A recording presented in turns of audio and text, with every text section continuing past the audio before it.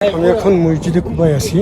এটা ইসলামের সর্বপ্রথম মসজিদ, যে মসজিদ হিজরত করার সময় রাসূল সাল্লাল্লাহু সাল্লাম নিজ হাতে নির্মাণ করেছিলেন। এবং এই মসজিদে তিনি প্রত্যেক শনিবারে হেঁটে বা উঠে চড়ে এখানে আসতেন নামাজ আদায়ের উদ্দেশ্যে। এবং আল্লাহ সুবহানাহু ওয়া তাআলা সূরা আত-তাওবায় উল্লেখ করেছেন এই মসজিদের তাকওয়া সবচেয়ে বেশি এবং সবচেয়ে গুরুত্বপূর্ণ।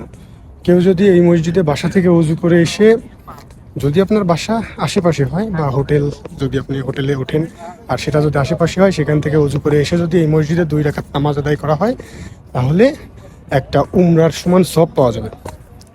622 হিজরিতে এই মসজিদ হিজরতের সময় রাসূল সাল্লাল্লাহু আলাইহি সাল্লাম নিজ হাতে ইট বহন করেন এবং নির্মাণ কাজে সহযোগিতা করেন।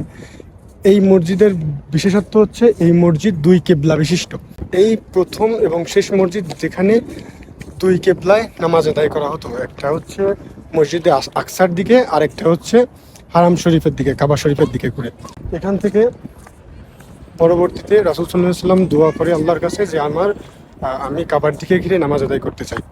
তো সেখান থেকে আল্লাহ কাবাকে আমাদের পশ্চিম বা মাগরিব হিসেবে কবুল করে নেন এবং আমরা সেই বরাতেই কাবার দিকে ফিরে নামাজ আদায় করি।